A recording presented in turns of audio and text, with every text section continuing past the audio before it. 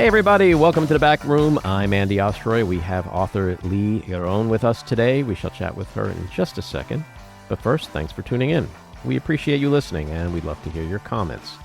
So email us at backroomandy@gmail.com and or post on our social media, and we'll read some feedback next time. And if you like the podcast, please rate and review and follow or subscribe, and you'll be notified every time we post a new episode. So, Lee Yaron has been a journalist with Israeli newspaper Haaretz for nearly a decade. Her investigative reporting has resulted in the founding of state-level commissions and the changing of substantial bodies of Israeli policy and law. She's an elected member representative of the Executive Committee of the Union of Israeli Journalists. She has also written and directed acclaimed theater productions, notable for their use of found materials, including official government texts, to bring attention to marginalized communities both in Israel and throughout the Middle East. Born in Tel Aviv, Lee splits her time between her native city and New York. Her new book is 10-7, 100 Human Stories. Lee, welcome into the back room. Thank you. It's a pleasure to be here. So congratulations on your book. I want to get into that in just a second, but we would be remiss not to discuss what literally is breaking news as we speak, and that is the rumor that Hamas leader Yahya Sinwar has been killed by the Israeli military. If this is true, what does this mean in terms of the war, the effort by Israel to defeat and destroy Hamas, and perhaps this might be wishful thinking, but the ability for the parties to come together and create a peace? Right.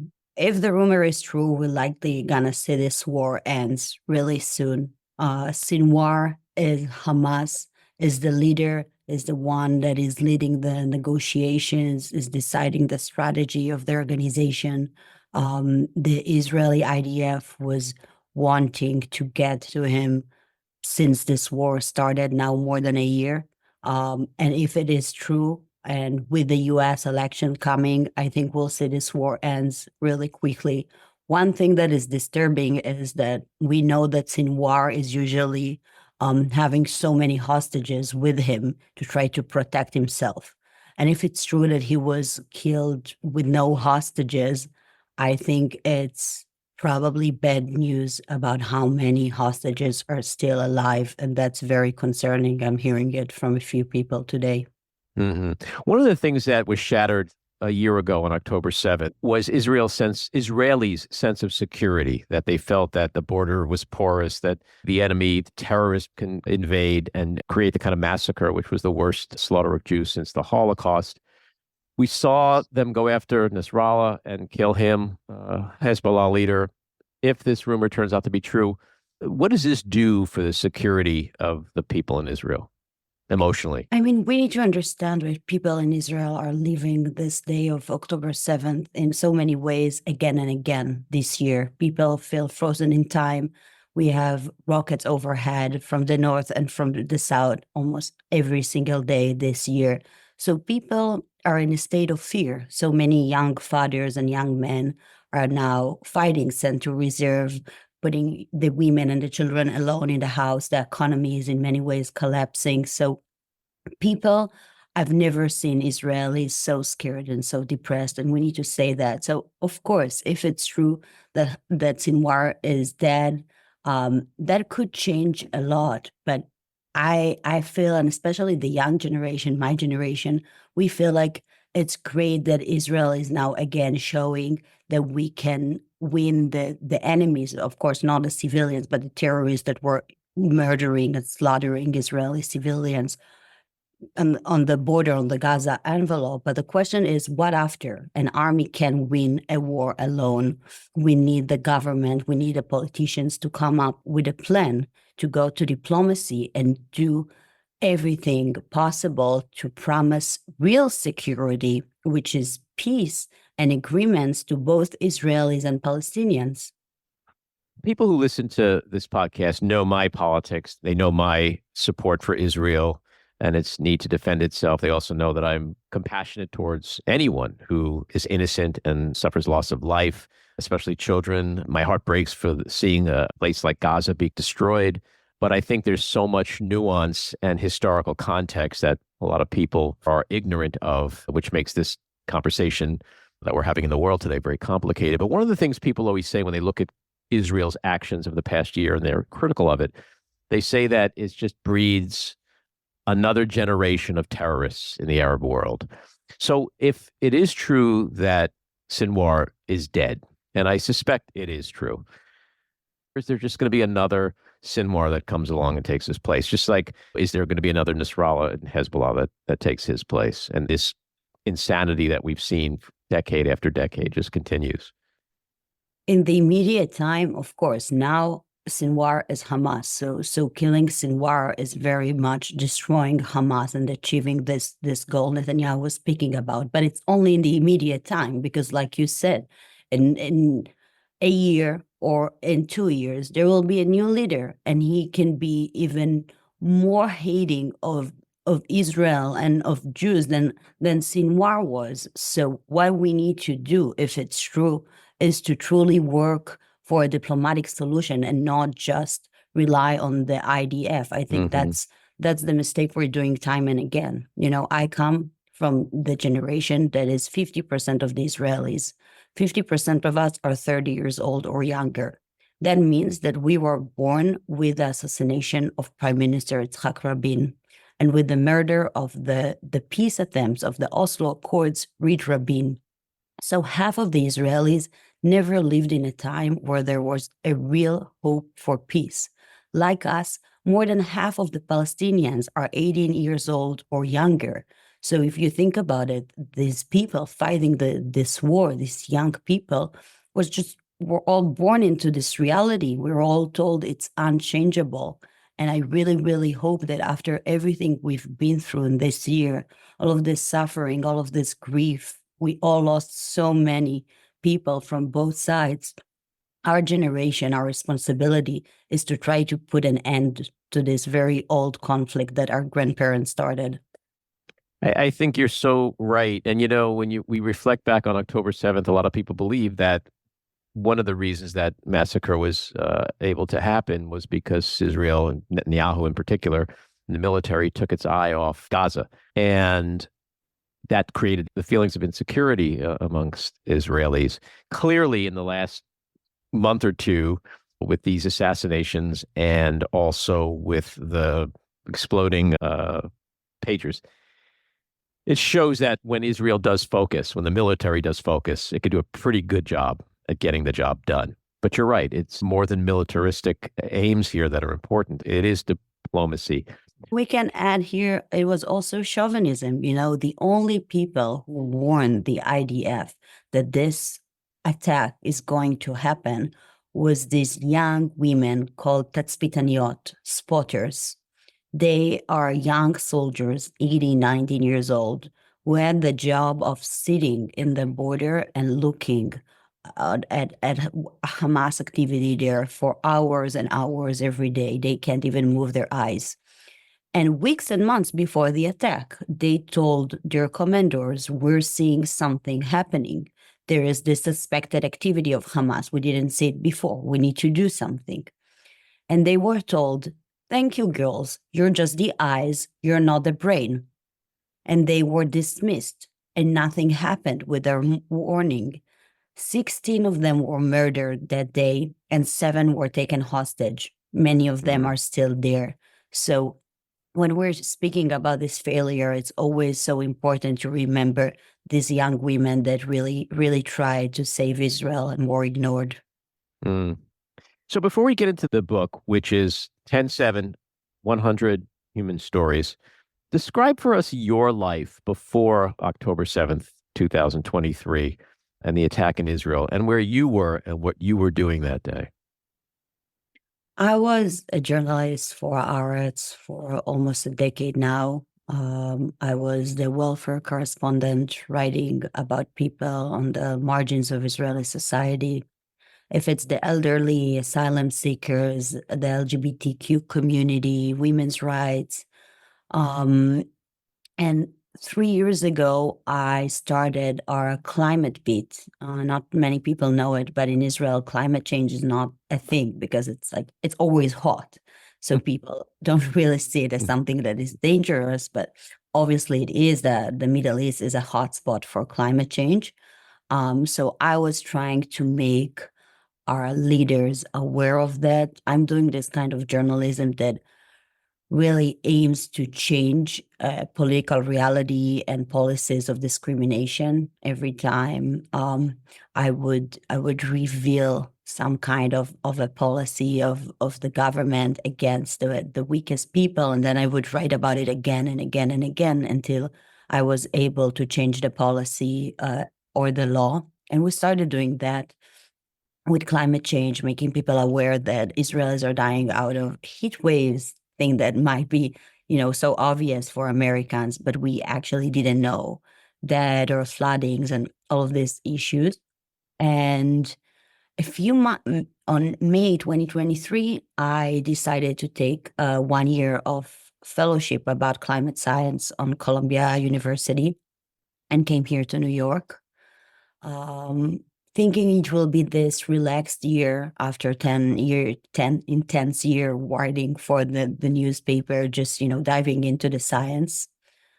And on the very first hours of October 7th, I understood I have a family that lives in Ofakim, which is one of these border towns. And I understood that 20 terrorists entered the town and are shooting people in the streets where my aunt and uncle live. Maybe just to give the background, so many of these towns and cities near the border are among Israel's poorest.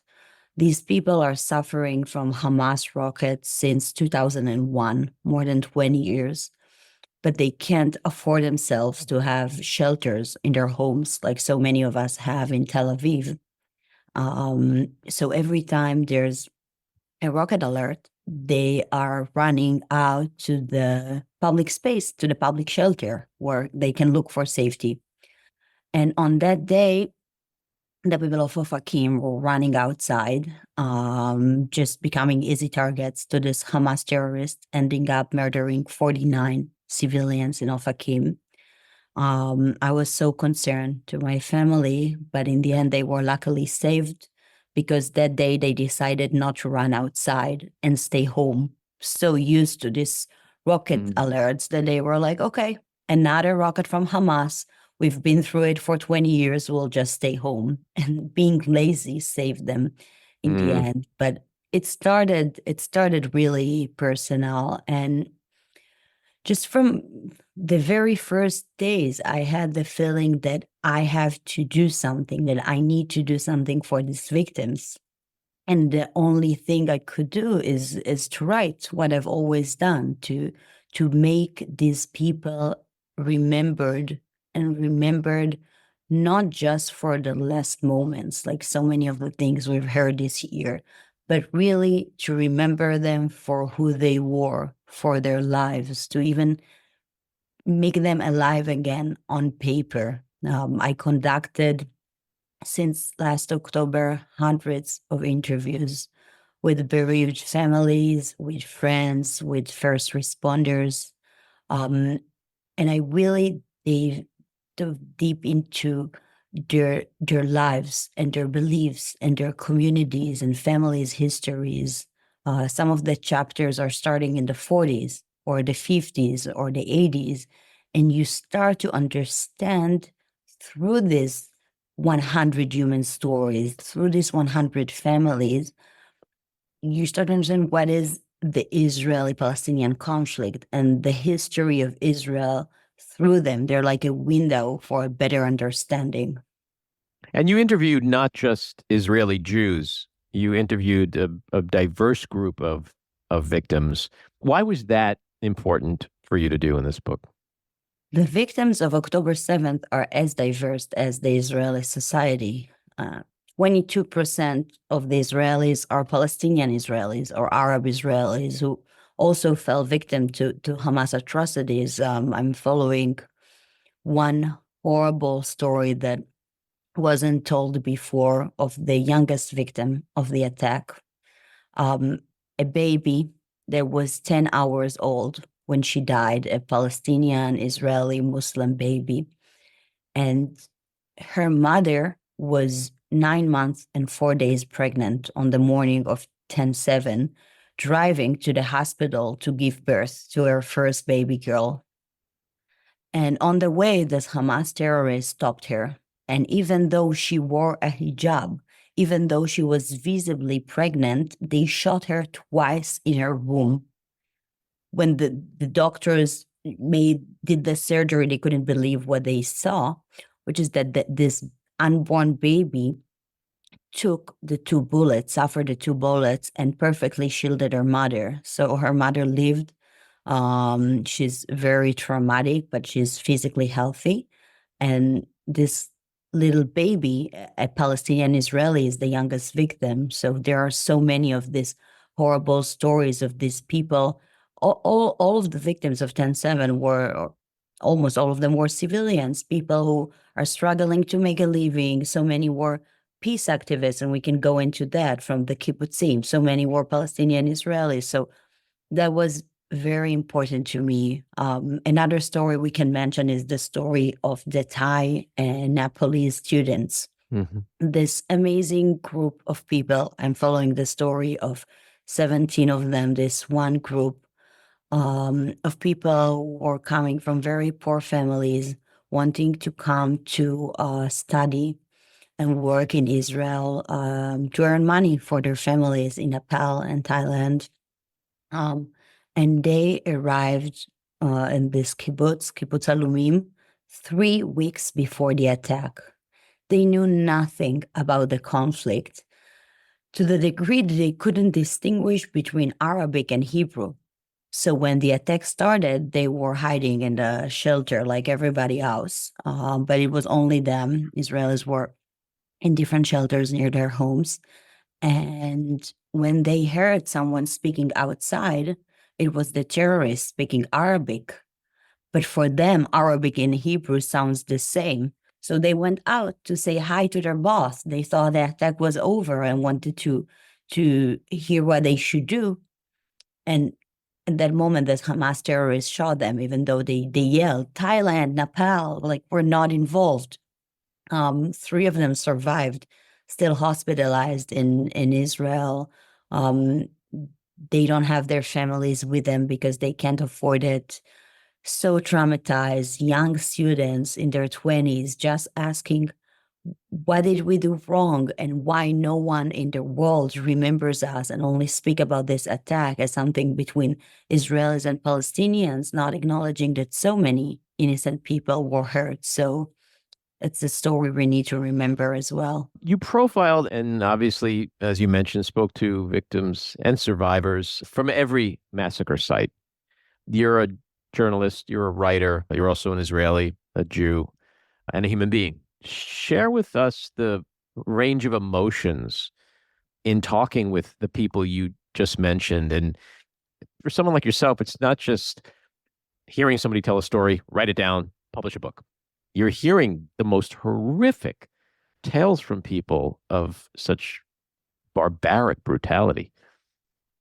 You know, as a journalist, you usually try to keep these boundaries between the professional and the private life. But from the very first hours of 10/7, it became impossible. First, because I was so afraid for my family and for friends, so many people I knew. And then interviewing these people, it was so painful. I mean, some days it was just unbearable. To carry this weight of grief, to hear these brave people in their most difficult moments, sharing and opening and telling the stories with this heavy feeling that we all had, that this is the only thing we can do, that it's the only justice we can give these people, that at least they'll be remembered and remembered for who they were. 2 months into the war, on December 7th, I was in the middle of an interview with the mother who lost her son and daughter-in-law, when I got a call that one of my best friends died in Gaza. His name was Gal Eisenkot. He's the son of Gadi Eisenkot, who was the chief of the IDF and a minister in this cabinet of war. But Gal never chose a military path. He was 25 years old. He was a student. He wanted to be a doctor. I left him my home in Tel Aviv when I came here. He was such a dear friend of me and all of my family, my brother. He was like a son to my parents. Um, and his death destroyed me. And it was, how can I say it? After he died, so many of the people I was interviewing started calling me because they read what I wrote about him to Israeli newspapers and said, "We're so sorry. Can we support you? Can we be there for you?" And it's kind of, this change in the roles that you ask yourself, am I still just a journalist? Am I a friend of these people? Are they now? I felt so many times like I'm this kind of, a social worker. You're there for them. You want to interview them and get the information you need for the book, but you also just hear people in such horrible moments. You're trying to support in any way you can, and then they're supporting me, and I'm understanding that I'm now on this other side of grief with the people I'm documenting. So I dedicated this book to Gal, and his death made this mission a lot more clear to me, because when Gal died, he became this political symbol. So many people, because of his father, used him and spoke about them in this political way or this political way. And when I was reading the news about him, I couldn't recognize my friend. I couldn't see Gal in all of these things these people were telling about him. So it was losing the person, but also seeing how in the days after, his individuality, his unique personality, everything was just erased. And I felt like in this book, I want to give these families what we didn't have for Gal, and to keep these people's humanity, to keep their personality alive on paper. Mhm. Do you think that the world has sort of forgotten that in the last year? Because it's easy to, in the David and Goliath of things, for some people, especially in this country, especially on college campuses, Israel is, the big power. And I think a lot of the suffering that took place that day, the fact that there's still 70 or so thousand Israelis who have been displaced from the northern border because of the constant rocket attacks coming across from southern Lebanon. But what you are describing is just visceral suffering of Israelis, suffering of Jews. To me, the world doesn't seem to care much about the suffering of Jews. I think we should always distinguish civilians and a government. And it's really, really sad to see that people forgot about the Israeli people. I mean, so many of the people who were murdered were the Israelis doing more than anyone else to promote the Palestinian statehood, to work for a two-state solution. These people in the kibbutzim, some of them were donating money to Gazan families who they were friends with or former colleagues for 20 years now. So many of them were volunteering with Palestinians, taking sick kids to hospitals. I checked their voting rate. 94% of them voted to left-wing or central parties who are supporting of a two-state solution. So if elections were up to them, Netanyahu would never even been elected to the Knesset, certainly not the prime minister. This is horrible that no one is speaking about their efforts and their will. And when you speak with these families, with the ones who survived, they're saying, we lost our loved ones, we lost our homes. In some communities like Kibbutz Be'eri, that is the still socialist community, 10% of the population was murdered or taken hostage, 10%. And when you speak with these people, they're saying, we lost everything, and we also lost everything we believed in. It's everything we worked for. we feel like foolish to choose to live near Gazans, to believe in peace when after this happened and after seeing everyone around the world just forgetting about us. Well, this is really interesting point you're making, because you write in the book, quote, "The terrorists of Hamas murdered and destroyed the very communities that did more than any others to promote peace between the two peoples." To what you're speaking about right now, how has the massacre of October 7th changed the mindset and thus the peace efforts of Israelis who previously sympathized with Palestinians and worked, as you say, to fight for peace and a two-state solution? We see the effect now in the numbers. Of course, it's in the midst of a war and everything can change. But a decade ago, 60% of Israelis said in polls that they believe in a two-state solution, in a Palestine and an Israel together. Then a month before the attack, it was about 50% of the Israelis who still believed in peace. But if you're looking at the numbers now, it's about 25 to 35%. And by the way, in the Palestinian side, it's the same. A decade and a half ago, it was 58% of Palestinians believing we can have a two-state solution. And a few days before the massacre, it was 28%. So many people in both sides are turning to the right. People stopped believing. But I don't, in the immediate time, we're still mourning our dead. This was a 1-year-long Shiva. We've never, mourned so many people, so many young people murdered in these horrible ways. We're still waiting for the hostages. People can't recover until the hostages are back home. This subject is, is tearing the Israeli society.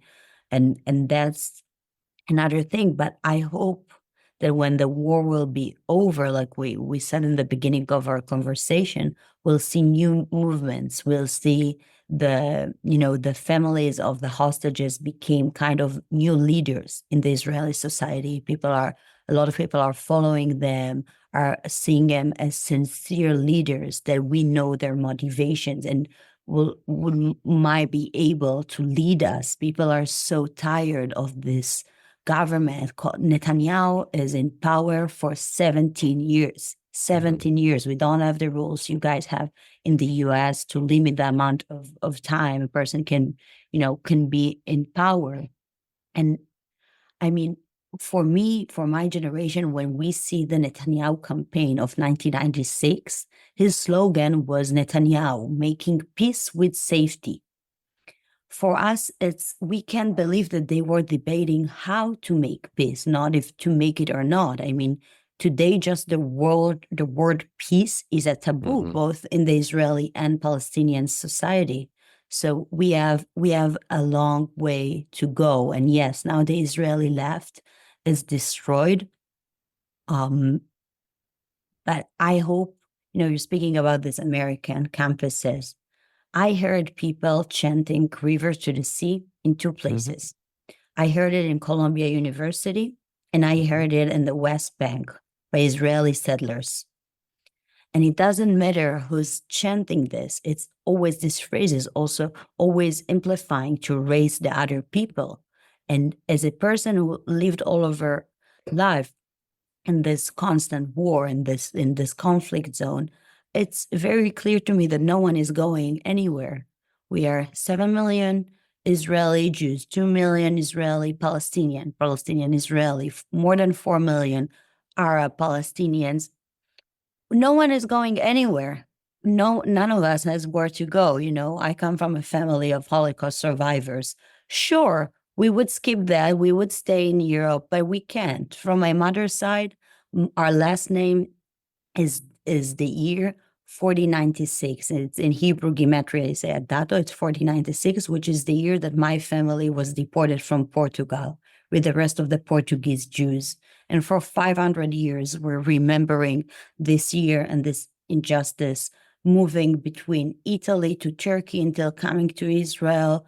We would never want to do that. Of course, my family would like to stay in their home in Portugal 500 years ago, but so many Jews were deported from their homes and had nowhere else to go. So we can't change the past. The only thing we can change is the future and the present. And I hope these people that has this passion for justice, and I believe them, and I want justice for Palestinians too. So many people in Israel want justice for Palestinians. We need to work together, not against each other. We need to work together, people and people, against governments who doesn't care about any of us and are sacrificing all of us. Mm-hmm. In the United States, there's a lot of what I call armchair diplomats and military commanders. They sit at a Starbucks comfortably, safely, and they proceed to tell Israel what to do and what it should be doing and what's best for Israel and what's best for the world. And a lot of these people, are the ones who chant ceasefire now. But you mentioned the hostages before. Can there be a ceasefire without hostages being fully returned and returned alive, those that are still out there? No.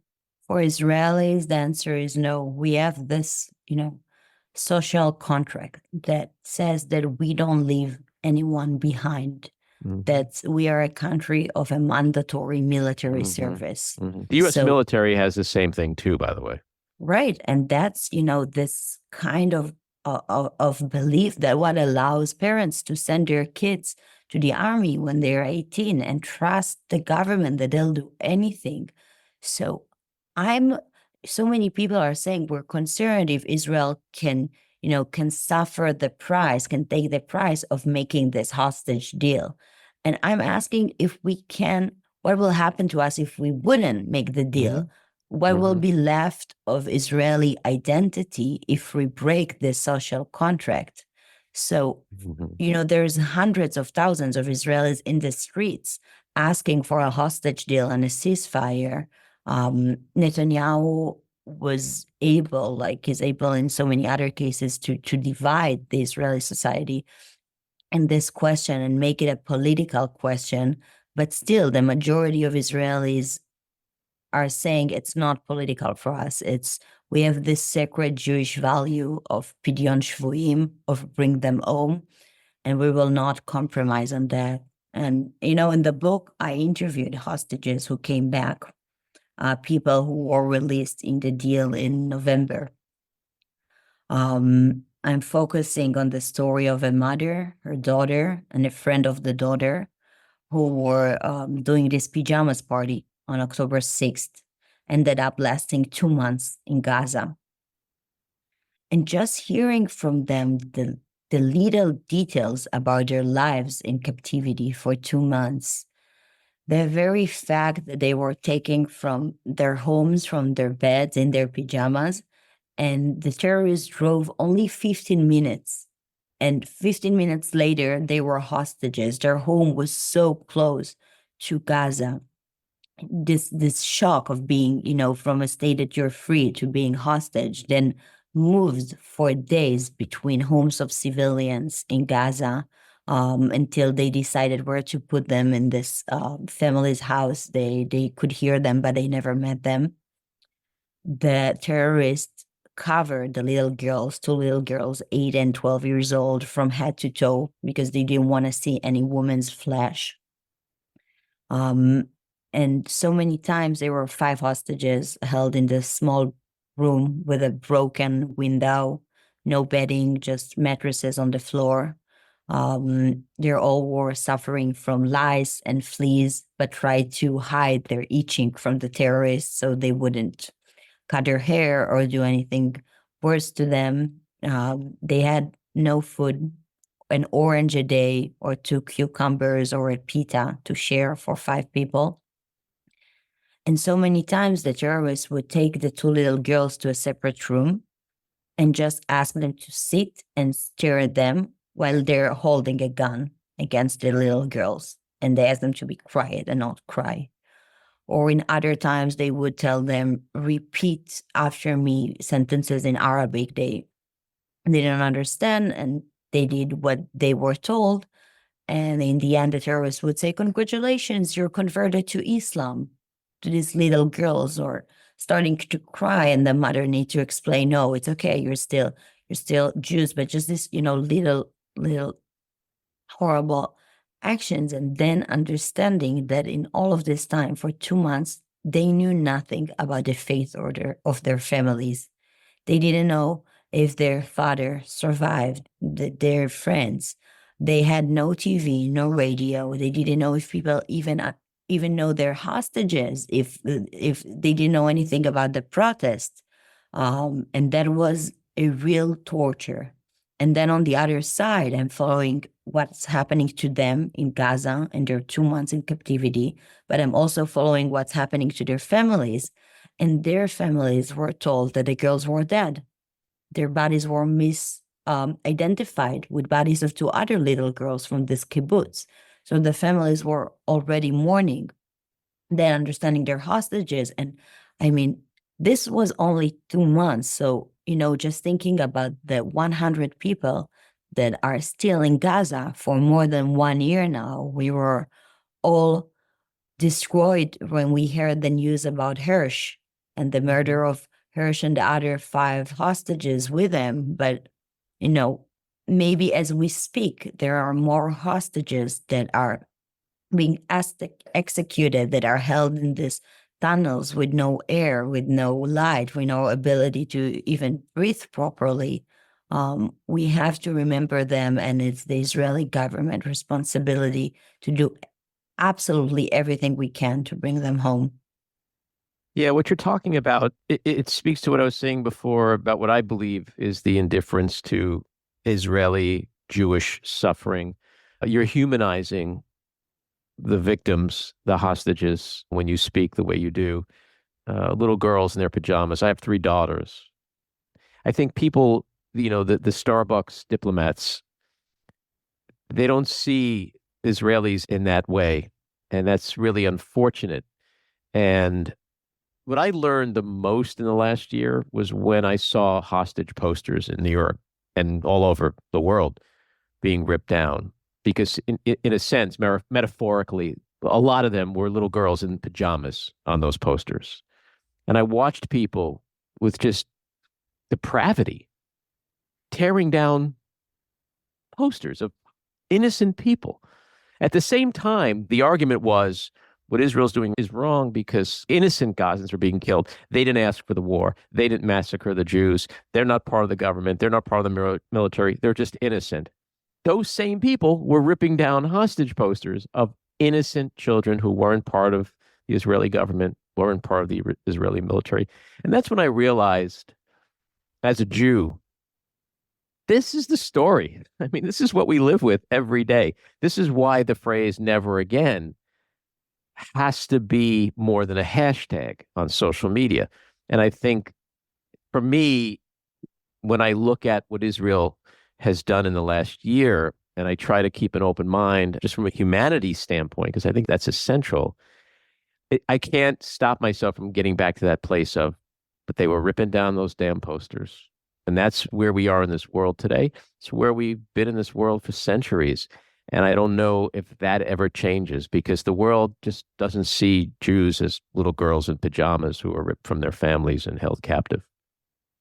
That's such a good point. And it was one of the things I learned the most writing this book and speaking with these families, this understanding that 10/7, it's not just part of Israeli history, it's truly part of Jewish history. Mm-hmm. And, the news were quickly unfolding, and I felt like I had this work of connecting this day to the wider context. And I heard it from families I spoke with who came from Arab countries to Israel, fleeing the persecution of the mid-century when Israel was founded, families who came from the former Soviet Union and Europe, all of them speaking about the fact that when the fence was broken on 10/7, it was also this dream of generations that was shattered, a dream about safety and the reopening of this wound of persecution, of fear, of the things you're describing. It's, in the book, there's one story of a Holocaust survivor who was murdered by Hamas, actually in the very same day that he was deported by the Nazis from his home in the border between Romania and Ukraine 82 years before. So his stories, in many ways, shows us everything Jews been through in the last century. But in so many other stories, maybe the person itself is not a Holocaust survivor, but you see these families of people who ran away from persecution, coming to Israel with this dream of safety, and then finding their grandchildren murdered. And so many Israelis are asking now, so was what will be in our future? What should we do differently? Was Israel the right solution? This is a question people are asking. And maybe to give the most recent example, I'm following in the book the story of the victims of two wars, and these are the Ukrainian refugees. Their story is completely overlooked in the media, but they're a community of 50,000 people who fled Putin's rockets on February of 22 and came to Israel as a place of refuge, only to find themselves escaping again, this time from Hamas rockets on October of 2023. And I'm following the story of this young boy named Eitan. He's 15 years old, an orphan from Odessa, managed to escape Putin's attack in the last moment and moved to the southern city in Israel called Ashkelon, close to the Gaza border. It's a beach city, beautiful white sand that reminded him of Odessa, of his home. And he trusted the Iron Dome, and he felt like technology and the IDF will be enough to secure him. But on that day of 10/7, a Hamas rocket directly hit Eitan's home. And he survived, but he started his life again in the third time in 2 years. And he moved to northern Israel, where he is sitting in a shelter for almost a year now, from Hezbollah's rockets and Iranian rockets. And I spoke with him recently, and he's saying, I'm just a 15-year-old boy. I ran away from Putin, from Hamas, from Hezbollah, from Iran. Can you tell me where is a safe place for a Jewish kid to grow up, to just go to high school? Because that's what I want, and I don't know where to go. And I don't have an answer, and I think so many people are asking this question now. With subject matter that is not just horrific, but so deeply personal to someone like yourself, how has writing the book changed not just your perspective on the events of 10/7 and the last year, but your life in general? Are you a different Lee today than you were before you set out to write this book? I think I'm starting to process all the interviews and everything I've been through personally just now when the book is published, and I'm not in the writing process, because all of these months I was working almost without sleeping around the clock to make this book written in time. It's coming out in the coming months in 12 countries. We just launched the English edition, but there's a German and a French and a Dutch and a Romanian and so many others. And I felt this responsibility to do it right. So I wasn't really thinking about what I'm going through. And in many ways, this book gave me strength because I had a mission. It saved me from despair. I could be the voice of the people who were silenced. I could help somehow and be active with telling these stories. And I think it saved me and gave me a lot of strength. Of course, there are better days and harder days. My husband is complaining that I'm screaming sometimes at night, especially when I was writing. I think I was reliving these scenes and these pictures I needed to see to write the book while I was sleeping. Because, it's horrible images. I'm not that graphic in the book because I'm writing also about their final moments, but I didn't want it to be a book that is too difficult to read. I wanted to focus on the lives, but still I needed to see everything in order to write it. And I don't think one can forget this kind of images. We've touched on a couple of things, but what do you want people to most take away from this book? The title is 100 Human Stories. That is so deeply meaningful because I think a lot of people in the world have forgotten that October 7th wasn't just a transactional event. It involved human beings and human beings on a lot of sides. I'm a big believer in the power of empathy, to build bridges between people, to build bridges of coexistence. And my hope is these human stories, these humanizing stories are this kind of a first step in this path of empathy, of understanding. We're all suffering. I'm working now for the book to be translated to Arabic as well.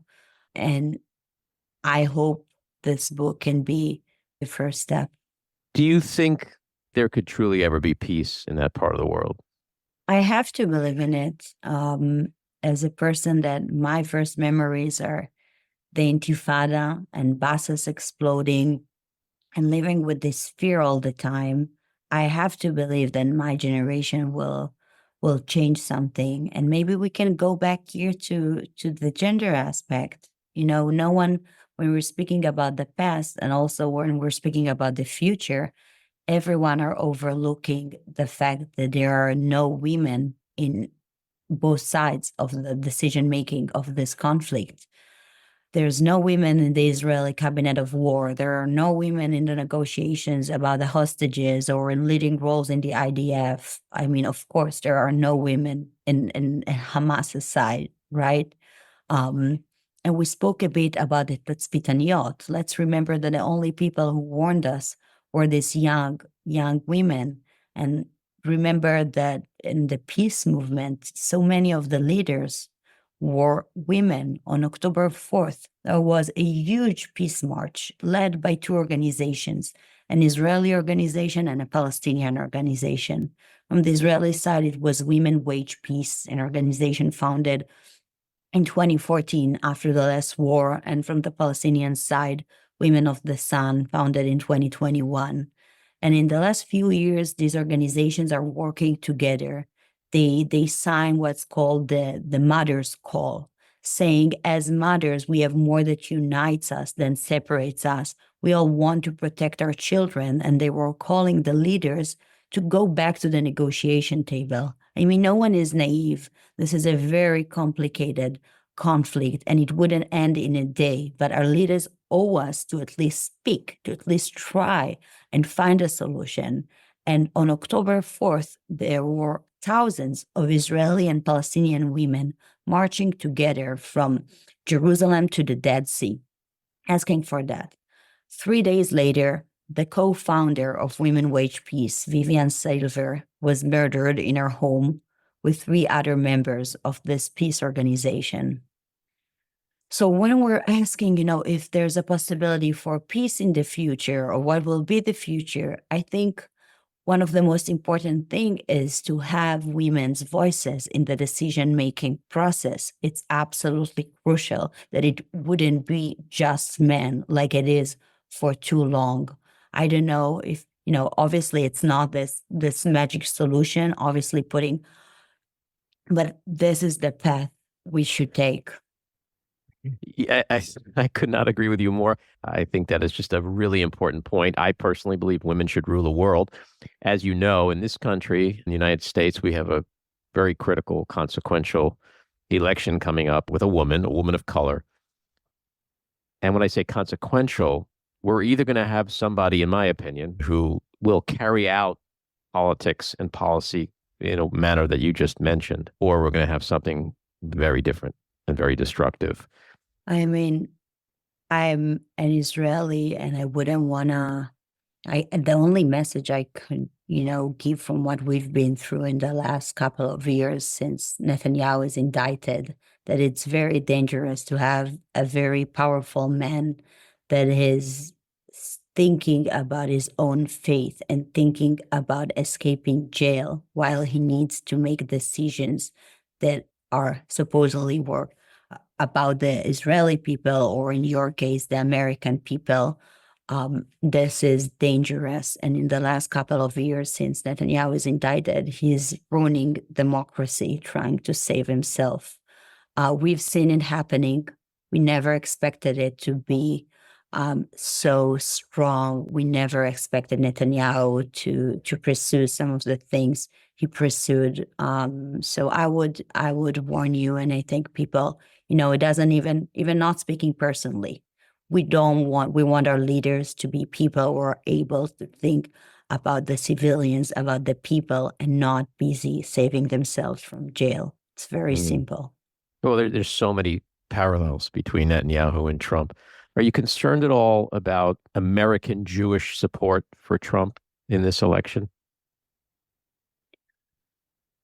Jews, I'm speaking with so many Jewish communities, and people are so disappointed from so many of their, American friends and neighbors who are not supportive at all in, so many things that we spoke about and in the last hour, not asking about their families in Israel, not seeing their grief and their suffering through this year.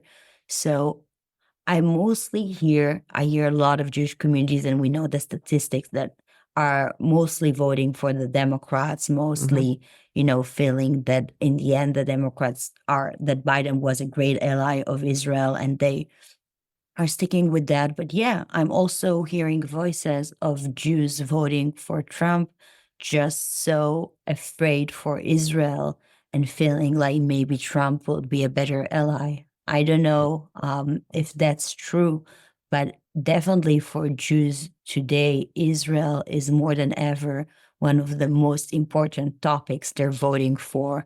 And Jews here wanna hear that Israel has the support that we need.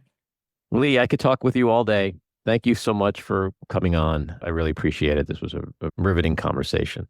Good luck with the book. It's again called 10-7, 100 Human Stories. Thank you. It was a pleasure speaking with you. Likewise. Bye-bye. Bye-bye.